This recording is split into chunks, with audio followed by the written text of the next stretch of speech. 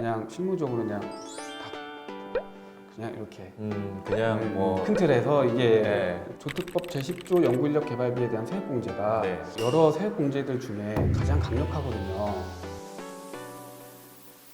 세무사님, 여태까지는 저희가 기업부설연구소의 혜택이라든지 혹은 거기에 대해서 어떻게 관리를 해야 될지 그런 점들을 좀 중점적으로 다뤘다면 많은 분들이 연구 인력에 대한 25% 세액 공제된다 그냥 이렇게 막연하게 알고 있는데 거기에서도 굉장히 디테일한 점들이 큰 혜택들이 있는데 그걸 놓치고 있다고 들었어요. 어떤 것들이 있는지 하나씩 좀 소개해 주시겠어요? 우선은 그 연구인력 개발비 세액 공제 네.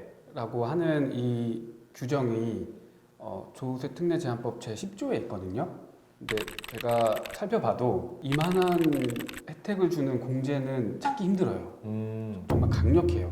그러니까 25%라는 세액 공제 자체가 네. 그 비용으로 쓴 금액의 네. 25%를 그대로 공제 준다는 거거든요. 네. 이거 자체로도 큰데 좀 더 디테일하게 들어가면 많이들 놓치고 있는 실무적으로 놓치고 있는 부분들이 있어요. 오늘 네. 그걸 좀 설명드리고 싶은데 첫 번째는 연구인력 개발비 세액 공제는 네. 두 가지 방법 중에 선택할 수가 있어요. 두 가지 방법 중에 첫 번째는 단기 발생액에 대한 25% 세액 공제. 그 다음에 두 번째는 단기 발생액과 전년도 발생액과 차액에 대한 50%. 단기에 전년도 대비 드라마틱하게 연구인력 개발비가 증가했다면 50%라는 세액 공제율이 들어가기 때문에 이 부분 증가 금액 기준으로 공제를 받는 게 유리할 수 있거든요. 가령 예를 들면 전년도에 발생한 게 10이고 이번 연도에 발생한 게 100이라면 네. 그 차액인 90에 90에 50%를 공제해 주는 거거든요. 굉장히 크네요. 그쵸. 45분을 더 해준다는 건데. 만약에 근데 이 부분을 놓치고 네. 모르고 단기 발생액 100에 대한 네. 25%만 공제해 준다면 25밖에 못 받는 거거든요.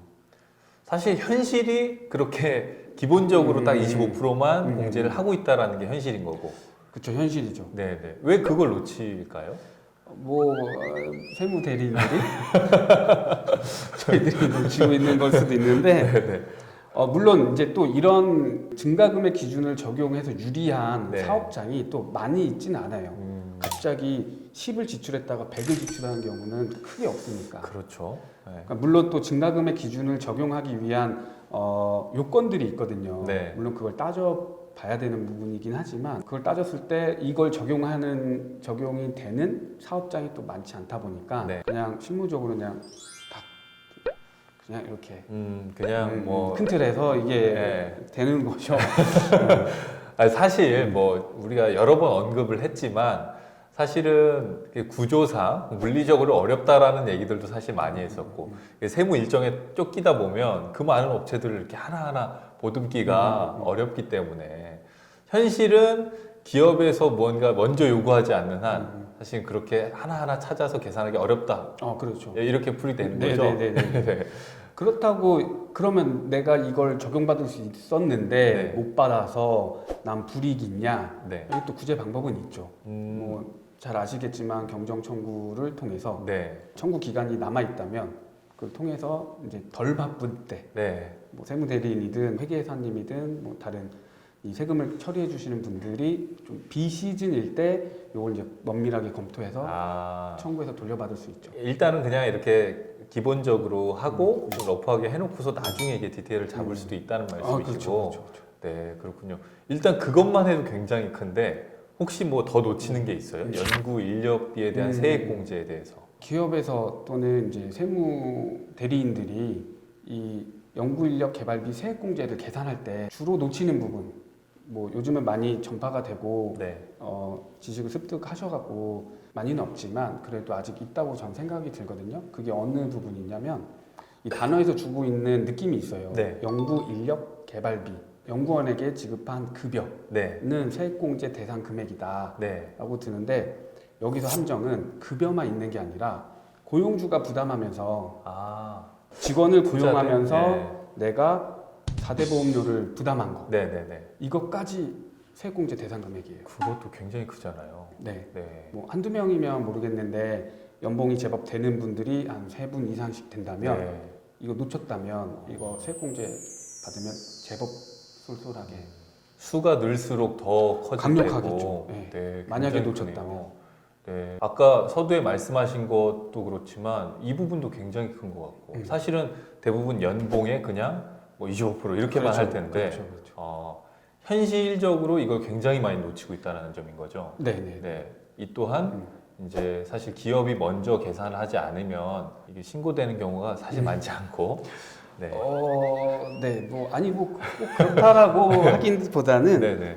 이제 이걸 많이 다뤄보고 많이 해본 분들은 네네. 꼼꼼하게 잘 챙길 수 있다라는 네네. 걸 말씀드리고 싶고요. 네. 그리고 이제 최근에 이제 많이 들어보셨겠지만 내일 채용 공제, 내일 채용 공제 예, 네, 많이 그래서 들어봤죠. 고용 안정을 위해서 청년들을 고용해갖고 이제 장기 근속을 유도하는 거잖아요. 네네. 이 내일 채용 공제 부담분도 연구 인력 개발비 세 공제에 들어가요. 아 그래요? 이것도 그러니까 중복으로 된다는 거죠? 그렇죠. 내일 채용 공제가 사실은 굉장히 큰 혜택이어서 얘기들이 많이 나왔고 그래서 많이들 아실 텐데 이렇게 맞물려서도 공제를 받을 수 있다는 네, 점. 내일 채용 공제에 대한 연구 인력 개발비 세 공제 항목이 따로 있어요. 아, 이거 그래요? 놓치시는 분들도 가끔 있고 조특법 제10조 연구 인력 개발비에 대한 세액 공제가 네. 여러 세액 공제들 중에 가장 강력하거든요. 그래서 좀 더 디테일하게 따지면 더 챙길 수 있는 것들이 있고 이게 왜 그렇게 강력하냐면 세법에서는 최저한세라는 규정을 두고 있어요. 네. 최소한 요만큼은 이만큼은 내라. 내라. 예, 세금 아무리- 안낼 수는 없으니까. 예. 아무리 너가 감면받고 공제받고 해도 최소한 요만큼 내야지. 네네네. 맞아요. 근데 이 연구인력 개발비 세액 공제는 그걸 피해가거든요. 아. 최저한세를 무시하고 네. 그걸 공제를 다 받을 수가 있어요. 사실 최저한세를 피해갈 수 있는 세목이 그렇게 거의 없는데. 공제랑 감면이 많지 않아요. 그렇죠. 네, 강력하고 네. 그 다음으로도 또 좋은 건 보통 세액 공제를 받거나 감면을 받으면 네. 농어촌 특별세라고 해서 20%를 공제 감면 금액에 내야 되거든요. 근데 얘는 그것도 피해가요. 아, 대부분 감면해주면 농특세는 꼭 내게 네, 하던데 네, 네. 그마저도 안 낼 네네네. 수 있는. 그것도 피해가는 거죠. 그러니까 웬만하면 연구개발을 위해서는 진짜 거의 퍼주네요. 그렇죠. 네. 거기에 더불어 또 네. 뭐가 있냐면 네. 보통 이제 중복 공제, 네. A 공제, B 공제 해서 얘를 중복으로 안 해주거든요.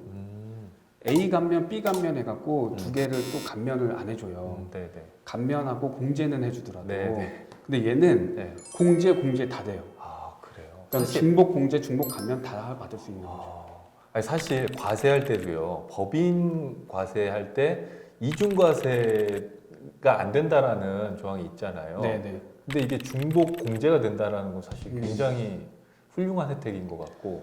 그렇죠. 이게 이제 중복 공제 받다가 결국에는 또는 공제 감면 받다가 최저한세에 걸리거든요. 네네네. 끝에 가면 근데 그마저도 피하고. 다 받을 수 있는 거죠. 네. 최저한세 먼저 다 없앨 수 있으니까. 네. 저희가 여태까지 사실 저희 채널에서 뭐 연구소에 관련된 얘기를 많이 했지만 이런 디테일한 얘기들 그리고 굉장히 큰 혜택이지만 놓치고 있는 것들에 대해서 오늘 사실 처음 얘기하는 것 같거든요. 그런가요? 네네. 사실은 다행이네요. 듣는 분들 중에서도 굉장히 생소하실 것 같고. 근데 물론 기존에 이제 세무 대리인인 네. 또 세무사님들이 제가 지금 말씀드린 거를 네. 다 체크해서 잘 해주셨을 거예요. 물론 그렇죠. 네. 물론 그런데 이제 전반적으로 봤을 때, 네, 전반적으로 봤을 때 그렇다는 점. 네네네. 네, 알겠습니다. 혹시 뭐 다른 게 또 있나요?